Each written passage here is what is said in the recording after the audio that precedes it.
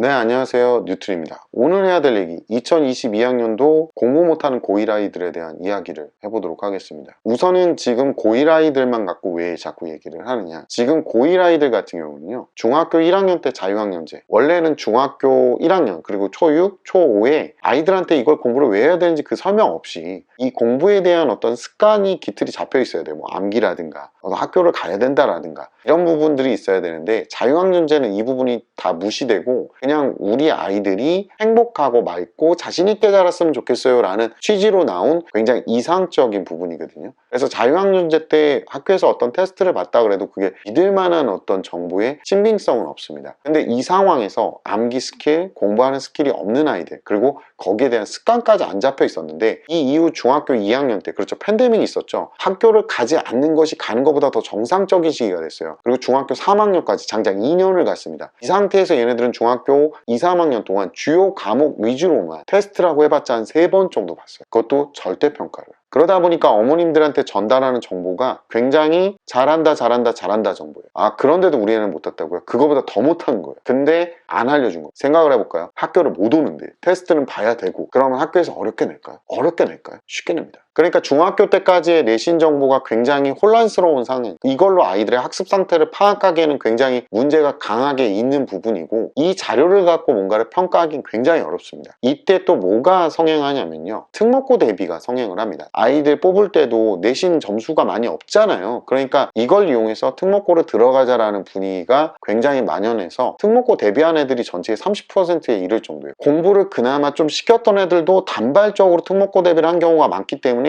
우월감에 도취돼 있고요. 그리고 공부를 못했던 애들 같은 경우는 더 숨어서 잘 안 보였던 시기예요. 그 아이들이 고1이 됐는데 사실상은 엔데믹을 외치고 있고, 현재 학교를 가고 있고, 그리고 학교에서 해야 되는 것 모조리 다 습관이 기반이 되어 있어야 되는 건데, 이 아이들이 처음으로 중간고사를 받겠죠. 한 달 전에 준비했을 겁니다. 결과는 참혹했을 거예요. 이러다 보니까 아이들의 눈높이는 굉장히 높습니다. 그래서 벌써 정시를 얘기하는 애들도 생겨나는 거죠. 우선 학부모가 정시 얘기를 권유를 했거나 아니면 아이가 정시 얘기를 꺼내기 시작할 거예요. 자, 이 내용을 한번 보도록 할게요. 고1 정시 준비 다들 말릴 거니 엄마나 언니도 니는 정시로 가라고 하고, 성적은 1학기 4.5, 또르르, 시험 첫날이었는데 과학 51점, 한국사 75점 정도, 이로써 2학기도 망해버림, 까르르. 학교에 딱히 활동한 것도 없고 상장 이때까지 이게밖에 없고 아마 생기부 텅텅일걸. 활동도 1, 2개 함. 모고가 점수가 좋은 건 아니지만 내실보다 좋음. 1등급 존재함. 내신은 논술 쓸 정도로만 하고, 내신 공부가 수능 공부라지만 내신은 나 이번에 진짜 열심히 했거든, 10시간 이상씩 하고, 나 노력하면 다른 애들도 다 하니까 부동이다 내신은. 댓글에 보면 이런 식으로 나와요. 응, 진짜 비추할 거야, 제발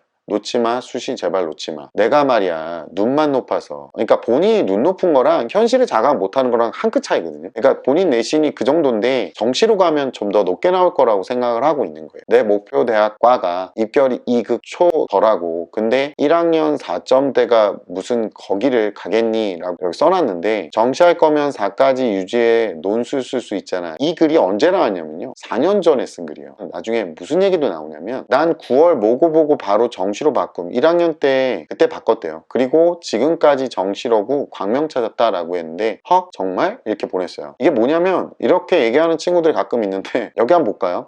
나 고1 3월 141, 9월 231, 11월 111, 고1이잖아요. 정확하게 따지면 고1, 2 모의고사하고 고3 모의고사하고 격이 달라요. 그리고 고2 때 쭉쭉 111 뜨고, 고2 여름방학 때부터는 고3 수준에 맞춰 공부하면 뭐 현역 기분도 들고 그런다. 강 학종으로 여러가지 챙기는 거 귀찮으면 강 정시하셈. 수시든 정시든 운이야 어차피, 이렇게 보냈는데요. 이 친구 같은 경우 지금 현재 고2가 된 거죠. 단 한 학년 친구의 얘기, 그리고 단 한 명의 이 긍정적인 얘기만 듣고 이런 친구들을 찾아놨습니다. 이 내용을 한번 볼게요. 이긴 8, 나 2학년 때 11월 높은 1111 떴었거든. 올 1일이에요. 수학이 100점이었어. 근데 3학년 9월 모의고사 15, 13, 4등. 제발 수시 준비해 제발. 자 보세요, 3학년이 현실적으로 얘기를 하고 있는 거예요. 아까 걔는 2학년이었잖아요 9월 모고 성적 보고 뛰어내렸을 듯. 얘가 수시를 챙기고 있지 않았으면 이럴 뻔했다. 수시 납치당하면 어떡하지 이랬던 과거의 나의 싸대기를 매우 쳐야 해 라고 얘기를 합니다. 너네들이 지금 현재 모의고사를 갖고 판단하는 모습들, 학부모님들이 모의고사가 좀 더 잘 나오거든요. 이걸 보고 막 판단을 하시는데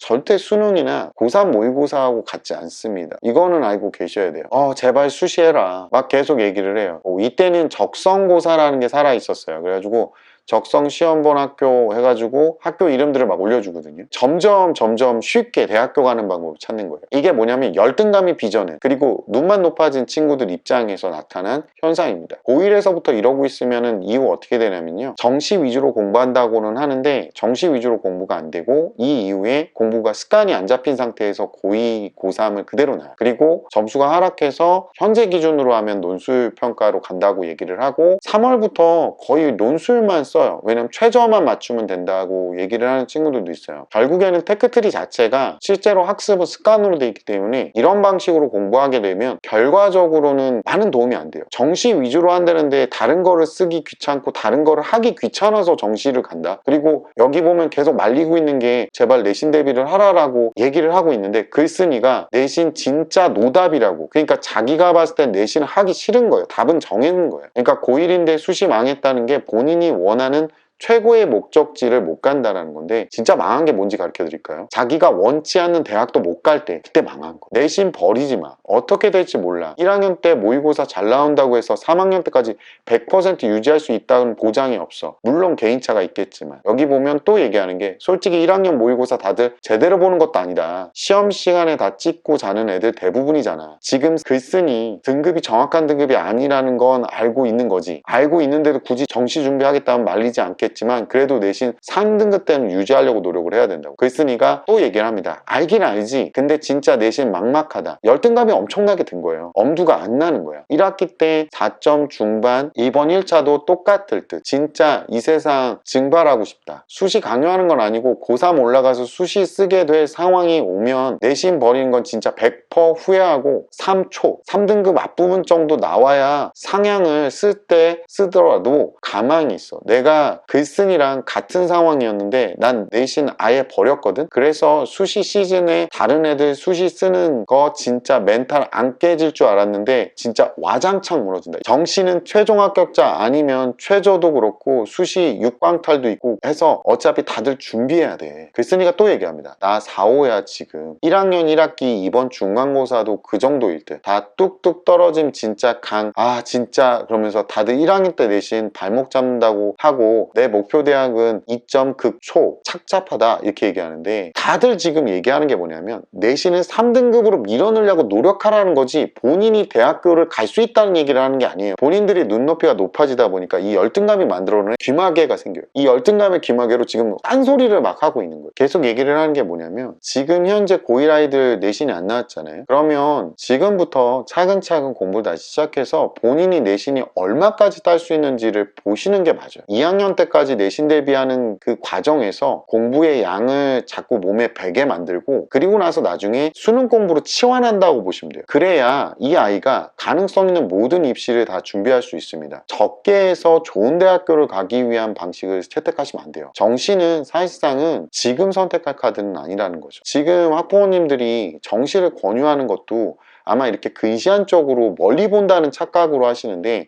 절대로 이건 정시 권유나 정시 파이터로 가는 행동은 멀리 보는 행위는 아니라는 거예요. 되게 근시안적으로 보고 있다는 거예요. 그리고 얘네들 그 선배들 얘기를 갖고 입시를 짜면 안 되는 이유가, 입시가 변화했어요. 그리고 수시를 준비할 때도 성적이 낮으면 아이들이 어떻게 하냐면 이상한 세부 특기사항이라든가 논문이라든가 봉사활동이라든가 동아리 활동에 집착을 하거든요. 특히나 고1 아이들 동아리 활동을 하면 뭐가 많이 써준다고 하는데, 자, 이 내용을 한번 볼게요. 지금 학생부에 기입되는 내용입니다. 2023학년도 대입, 그러니까 현재 고2 애들, 예비 고3이 되는 친구들이죠. 종합의견 연간 500자, 자율활동 연간 500자, 이건 동일하고요. 동아리 활동에 대해서 연간 500자를 쓸 수 있는데 자율동아리 연간 1개만 기재를 하고, 청소년 단체활동 단체명만 기재, 소논문 기재 금지 이렇게 돼 있는데, 차이점이 뭐냐면 2024학년도 대입, 그러니까 현재 고1 애들이 자율동아리 대입 미방입니다. 그러니까 동아리 활동 자체가 의미가 별로 없는 거고, 영재 발명교육 실적 대입 미반영, 거기다가 청소년 단체 활동 미기재, 그러니까 잡다구리한 활동 자체가 큰 의미가 없어요. 그리고 수상 경력 대입 미반영, 또 독서록 쓰던 것도 대입 미반영됩니다. 공정성 때문에 이렇게 주관적인 의견이 들어갈 수 있는 이상한 잡다구리한 활동들을 다 제거한 거예요. 교과 성적이 우수해야, 그걸 통해서 내신이 안정이 되어 있어야 대입에 분명히 좋다라는 겁니다. 그리고 다시 한번 얘기하지만 지금 이 열등감에 지금 현재 내신을 다 버리고 정시로 갈 거면 학교를 자퇴하는 게 맞겠죠. 그 논리라면. 근데 왜 자퇴를 하지 않을까요? 자퇴를 한 친구들은 본인의 정확한 위치를 볼 수가 없습니다. 이 친구들이 거의 100이면 100 검정고시를 보게 되거든요. 검정고시를 합격하고 나면 뭔가 여유가 생겨버립니다. 안타깝지만 일반 고등학생들 같았으면 3년 동안 다니면 검정고시를 안 보더라도 고등학교 졸업장을 줍니다. 그리고 경쟁했기 때문에 본인에 대한 객관적인 지표들이 굉장히 많거든요. 자퇴를 한 친구들은 빨리 졸업했고 본인이 봤을 때는 뭔가 이룬 것 같은 성취감 때문에 지표가 없고 객관적인 판단이 불가능해지기 때문에 사실상은 이걸 갖고 뭘 판단할 수가 없어요. 그래서 더 나락으로 가는 경우가 꽤 많습니다. 뭐 이렇게 해서 성공한 사람이 있는데요 라고 얘기했는데, 제가 저번에도 얘기했지만 옆집 최영만 효과라고 말씀드렸어요. 남자 평균 키가 173인데 보세요, 옆집에 최영만 씨도 계시잖아요 라고 하면서 2m 넘는 사람 끌고 오는 거랑 똑같거든요. 이렇게 예외적이고 너무 극단적인 예를 드시려면 평균에 대한 부분을 왜 거부하는지에 대해서도 정확하게 명시를 해주셔야 돼요. 일반적인 아이들이라면 보통은 자퇴를 한 경우 학습에 굉장히 문제가 생길 수 있습니다. 학습 결과에 대한 말씀을 드리는 거예요. 자, 이제 좀 말씀드릴게요. 실제로 아이들이 많이 보여주는 행동 중에 이렇게 점수가 안 나오는 거는 아이가 학습 기반이 굉장히 잘못돼 있거나 아니면 학습 방식이 틀어져 있는 거예요. 차근차근 공부를 하게끔 시키는 게 맞고요. 공부하는 습관을 차근차근 쌓아가서 그 목표를 좀 더 시간이 걸리더라도 획득할 수 있도록 아이들한테 쉬운 방법은 없다라는 걸 인지시켜 주시는 걸 설명을 드릴게요. 아이도 현실을 직시하고 이제부터 차근차근 쌓아 올라가는 그 고통을 견디는 능력부터 키웠으면 좋겠습니다. 아이들을 잘 지도해서 더 좋은 결과로 이끄셨으면 좋겠고요. 오늘 얘기는 여기까지고 다음 시간에 뵙도록 하겠습니다. 감사합니다.